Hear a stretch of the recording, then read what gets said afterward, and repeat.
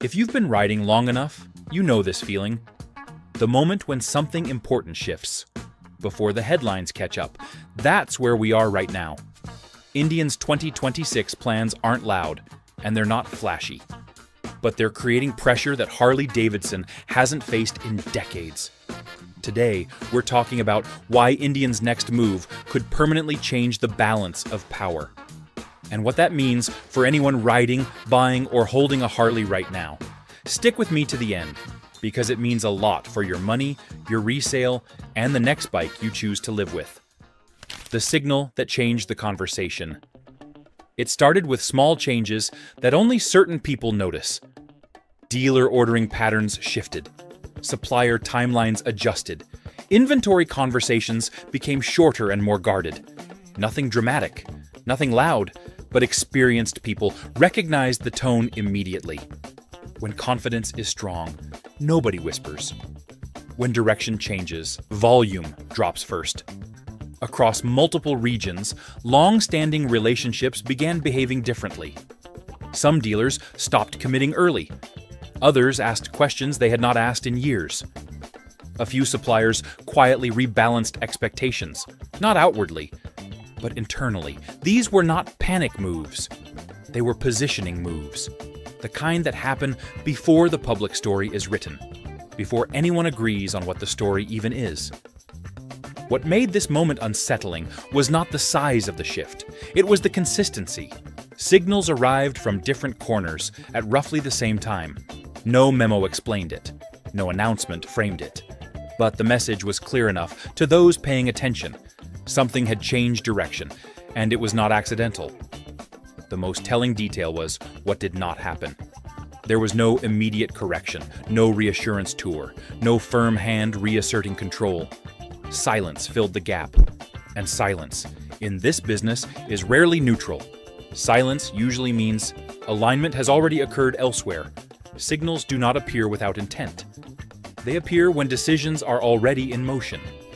These early signals matter because observers track patterns, not promises. When quiet shifts align across regions, they suggest coordination rather than coincidence. That realization sharpens concern, pulling focus toward intent, timing, and downstream consequences that rarely reverse once momentum begins. And once signals surface, the conversation always changes. When one brand stopped setting the tone, for years one name dictated the rhythm. When it moved, the market adjusted. When it spoke, competitors reacted. That authority was not declared, it was assumed. But authority is fragile. It exists only as long as others accept it without question. The moment that acceptance wavers, the tone changes fast. Recently, the tone shifted. Coverage began framing reactions instead of leadership. Comparisons flipped direction. Instead of others being measured against the benchmark was being measured against alternatives. That subtle reversal matters more than any single review or sales figure. Perception sets momentum long before outcomes become visible. What stood out was not criticism. Criticism has always existed. What stood out was indifference. Stories no longer waited for permission. Analysts stopped hedging language. Conversations moved forward without checking back. That is the quiet moment when influence slips away. Not in a scandal, not in a collapse, but in a loss of centrality. When a brand stops setting the tone, it begins responding to it. Responses arrive late. Explanations replace confidence. Clarifications replace vision. None of this means failure, but it does mean control has weakened. And weakened control invites challengers to stop asking and start acting. Subtle changes deserve attention because markets speak softly before they move loudly. Consistent signals appearing together indicate planning, not accident. Recognizing that pattern forces a reassessment of assumptions, redirecting scrutiny toward decisions already made, and outcomes unfolding beyond public view. This is how narrative power transfers. Not in one dramatic swing, but through accumulated silence and delayed reactions. Because narrative loss always shows up somewhere first. If this breakdown is changing how you see the market, hit like to keep reports coming. Subscribe so you do not miss what unfolds next. A strategy that isn't defensive. Most competition looks familiar. One side releases something, the other counters. Features are compared. Numbers are debated. But occasionally, a strategy appears that does not behave like competition at all. It does not respond directly. It does not argue. It simply advances into space that used to be occupied. This is what made recent moves unsettling. There was no visible sparring, no public rivalry escalation. Instead, positioning shifted quietly. Messaging widened its appeal without attacking anyone directly. Partnerships emphasized long-term presence rather than short-term wins. The tone suggested permanence, not provocation. Replacement strategies do not announce themselves. They avoid confrontation because confrontation implies parity. Instead, they normalize an alternative until comparison feels unnecessary. Over time, the question changes from which is better to which feels inevitable. That transition is subtle but powerful. What mattered most was patience. Defensive strategies rush. Replacement strategies wait. They assume time is an ally. They invest where others maintain. They speak to audiences others assume are locked in. This approach does not need immediate validation. It only needs consistency. Moments like this reward patience over reaction. Watching how participants adjust behavior reveals more than listening to explanations. When multiple adjustments point the same direction, it confirms movement, prompting evaluation of who benefits, who follows, and who risks losing control. No winners are declared at this stage. None need to be. Intent is enough, and intent always becomes visible through execution. If you're thinking about ownership instead of headlines, the gear and accessories I rely on are in the description. What matters here is what happens next. Why this moment feels structurally different. Every industry goes through cycles, surges, pullbacks, resurgences. Those patterns are familiar. This moment feels different because the usual signals are missing. There is no clear correction forming, no rapid counterweight. Instead, movement continues in one direction, slowly, steadily, without apology. What defines a structural moment is not speed. It is resistance to reversal. Attempts to reassert narrative control do not land the way they once did. Adjustments feel reactive instead of decisive. Meanwhile, alternative paths keep expanding without needing validation. That imbalance creates momentum. Momentum reaches a threshold when opposing actions no longer cancel each other out. Past that point, energy compounds instead of oscillates. Conversations accelerate, expectations reset. People stop waiting for the old center to reestablish itself. They move on. This does not mean collapse. It means redistribution. Influence spreads. Control decentralizes. Once that happens, reclaiming the old position requires more than updates or reminders of history. It requires rebuilding trust at scale, under pressure, while others continue moving forward. Periods of uncertainty demand attention to what changes first, not what is explained later. Early alignment among informed participants signals commitment beneath the surface. Understanding that dynamic reframes expectations, emphasizing trajectories underway rather than reassurances offered after momentum takes hold. That is why this moment does not feel temporary. It feels structural. Because momentum, once established, creates consequences. That cannot be ignored. What sales floors reveal before marketing does. Truth rarely appears in advertisements.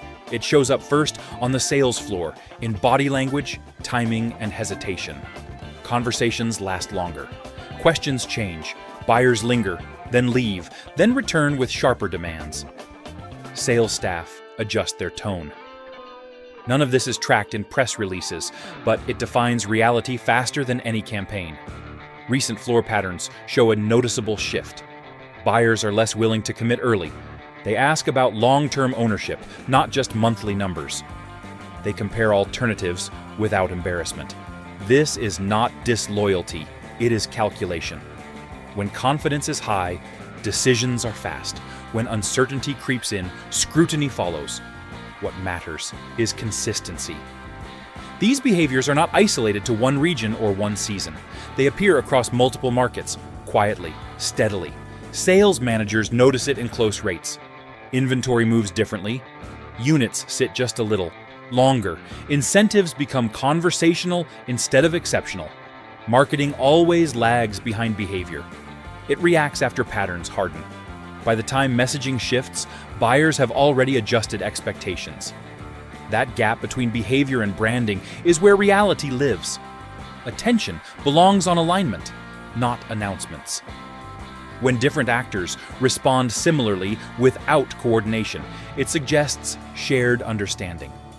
That shared understanding narrows future possibilities, making certain outcomes more probable, while quietly reducing the effectiveness of delayed responses or corrective messaging efforts. Because behavior always changes before pricing does, and pricing changes expose the next layer of truth, the gap between sticker and reality. Sticker prices are comforting. They offer clarity, even when clarity is incomplete. The real number emerges later, after preferences, adjustments, and expectations collide. That final figure tells a more honest story than any advertised starting point. Build-out costs have become the quiet divider. What once felt optional now feels required. Buyers are no longer asking what is included. They are calculating what is missing. The difference between advertised value and delivered value widens with each addition. That gap reshapes perception quickly. What stands out is not that costs exist. Costs have always existed.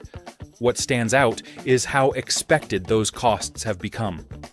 When a base offering no longer reflects how a product is actually purchased, trust erodes. Buyers feel managed instead of served. This changes behavior upstream. People arrive prepared. They budget defensively. They compare outcomes, not promises. When the final number consistently surprises upward, skepticism hardens into caution. Experienced observers look for convergence, not noise. When independent decisions begin to mirror one another, it reflects confidence in a chosen path. Acknowledging that convergence shifts analysis toward long-term implications where small, early moves often compound into decisive advantages later. Cost structures do not just affect wallets. They shape expectations. And expectations determine which brands feel transparent. When expectations reset permanently, premium used to mean extra. Now it means assumed. Features that once justified higher tiers are increasingly treated as baseline. This shift happens quietly, without announcement, but it is permanent once it settles. Buyers no longer praise inclusion. They question absence. When something expected is missing, the reaction is immediate. Not anger, disappointment. Disappointment is harder to reverse because it feels personal. It suggests the brand did not understand the buyer. What drives this reset is exposure. As alternatives normalize higher standards, the reference point moves. The old definition of premium loses relevance. Value becomes comparative, not absolute. Buyers measure experiences, not labels. Once expectations reset, marketing language loses power. Claims sound hollow if they trail reality. Brands that lead expectations rarely need to explain them. Brands that lag must justify them. Change announces itself through behavior before language adjusts. Consistent behavioral shifts across markets reveal intentions that statements may obscure. Recognizing this pattern encourages disciplined observation, helping separate temporary fluctuations from directional moves that carry lasting consequences over time and scale. Expectations do not drift back on their own. They lock in place. And locked expectations expose future pressure points. The absence that matters most. The most revealing proof is often invisible. It lives in what is not shown, not announced, not previewed. Future plans communicate confidence. Silence communicates caution. Pipeline depth matters because it signals belief. When the road ahead looks crowded, investment feels secure. When it looks thin, questions multiply. Buyers may not articulate this directly, but they sense it. So do dealers. So do partners. What makes absence powerful is duration. Short gaps are manageable. Extended gaps invite speculation. Over time, absence becomes narrative. People begin filling it themselves. Moments preceding visible change often feel quiet, even dull. That quiet masks preparation. When preparations appear simultaneously among separate players, it signals resolve. Understanding that resolve helps anticipate developments before they harden into realities difficult to challenge across broader markets. This does not require rumor or exaggeration. It requires patience. As months pass without clarity, assumptions harden. Momentum shifts away from those waiting to explain later. Pipeline gaps never stay hidden. They surface exactly when confidence matters most. Where loyalty actually begins. Loyalty does not start after years of ownership. It starts at the first serious decision. The first time someone chooses a heavyweight machine and commits to living with it. That moment shapes everything that follows. Maintenance habits, brand defense, word of mouth. The beginning matters more than the middle. What has shifted is where that beginning happens. First-time heavyweight buyers are arriving with different expectations. They are informed before they walk in. They compare without hesitation. They ask about ownership experience instead of image. This is not rebellion. It is practicality. Once that first decision is made elsewhere, loyalty compounds away from its former center. Habits form quickly. Riders learn systems. They build trust with service departments. They defend choices socially. Switching later becomes less likely, not because alternatives are bad, but because familiarity takes root. Observation matters most before outcomes crystallize.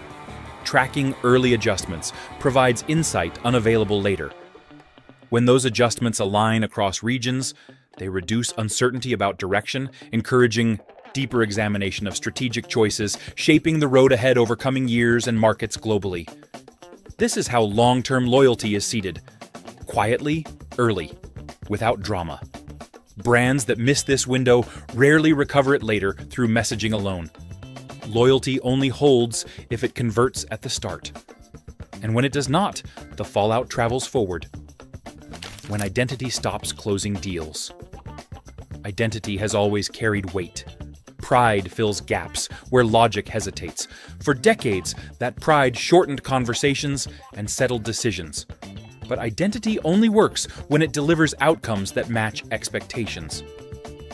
Recently, identity has lost its closing power, not because it vanished, but because it stopped answering practical questions. Buyers still respect history. They still appreciate symbolism. But respect does not replace calculation. Pride does not override cost, comfort, or confidence. When identity fails to convert, its role changes. It becomes nostalgia instead of leverage. Nostalgia is powerful emotionally, but weak transactionally. It does not negotiate. It does not justify. It remembers. This shift affects culture first. Conversations soften. Defensiveness rises. Justifications replace certainty. Over time, financial impact follows. Deals take longer. Discounts creep in. Identity still matters, but it no longer decides. Identity loss always shows up financially. Patterns emerge quietly, without ceremony. Individuals closest to operations sense them first. As similar responses surface in different places, confidence grows that movement is deliberate. That confidence reframes expectations, shifting focus from reassurance toward preparedness and long-term strategic planning efforts. And financial pressure forces harder choices. If you want to stay ahead as this story develops, subscribe now. The next explains where this road leads, what decisions follow, and how riders can prepare before consequences settle in and options narrow. Staying informed makes a difference. Stability as a competitive advantage. Passion drives innovation, but stability sustains it. Calm organizations absorb pressure without flinching. They adjust quietly. They communicate consistently. They do not rush to reassure because they are not scrambling to convince. Stability is visible in how decisions are made. Leadership turnover slows. Strategy remains coherent. Investments align with long-term signals instead of short-term noise. None of this excites headlines, but it builds trust across partners and buyers alike. What makes stability a competitive advantage is predictability. Dealers plan better, suppliers commit longer, buyers feel less risk. Emotional attachment matters less when outcomes feel reliable. This does not mean passion disappears. It means passion operates within structure. The result is resilience. While others react, stable organizations continue executing. Stability reveals itself over time, not instantly. Early indicators demand respect because they precede justification. When several actors adjust in parallel, explanations usually follow rather than lead. Recognizing this sequence allows clearer judgment. Concentrating analysis on trajectories forming beneath official narratives across competitive landscapes over extended periods. And its benefits appear most clearly in secondary markets. The market's quiet verdict. Markets speak softly. They do not argue. They reflect confidence after decisions are made. Residual values tell the story last, but they tell it honestly. When confidence is strong, values hold. When doubt spreads, values soften gradually. No announcement explains it. It simply happens. Owners notice first, then buyers, then institutions. This verdict matters because it affects everyone. Trade-ins change. Insurance calculations shift. Financing terms adjust. The impact ripples outward, touching people who never followed the original debate. Once the market settles on a verdict, reversing it takes time. Trust rebuilds slower than it erodes. Confidence returns only after consistency proves itself again. Market verdicts ripple outward. Silence during transition is rarely accidental. It reflects decisions already settled internally. When multiple silences align, they indicate shared confidence. Interpreting that confidence early sharpens awareness, helping anticipate impacts before formal acknowledgement arrives across markets, supply chains, and planning cycles. And they linger long after opinions fade. How the rest of the industry responds. Industries react before they admit change. Competitors rarely announce imitation, but their actions reveal it. Product planning meetings shift. Dealer incentives adjust. Language softens around former leaders and sharpens around emerging benchmarks. None of this appears accidental when viewed together. Across the industry, patterns are aligning. Smaller brands recalibrate pricing bands. Mid-sized players accelerate refresh cycles. Accessory suppliers hedge partnerships. Training programs emphasize different platforms. These moves signal recognition, not panic. Recognition is quieter and more dangerous. Imitation follows advantage because advantage attracts survival instincts. Companies copy what feels safe tomorrow, not what felt dominant yesterday. When a rival's approach becomes the reference point, alignment spreads without coordination. Each actor believes it is acting independently, yet outcomes converge. Executives notice this first through reports, not headlines. Forecasts adjust quietly. Risk committees grow cautious. Capital favors steadier bets.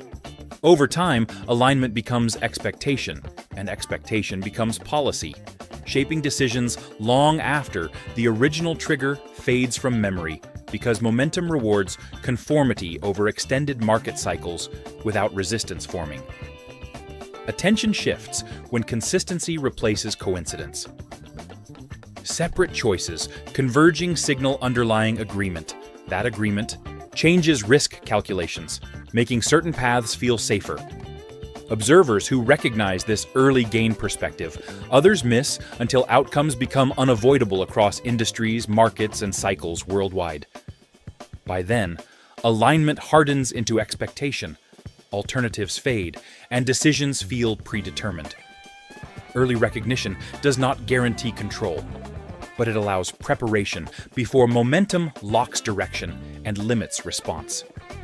Industry reaction follows advantage. When others move, they confirm the direction even without endorsement. And confirmation transforms isolated momentum into shared reality.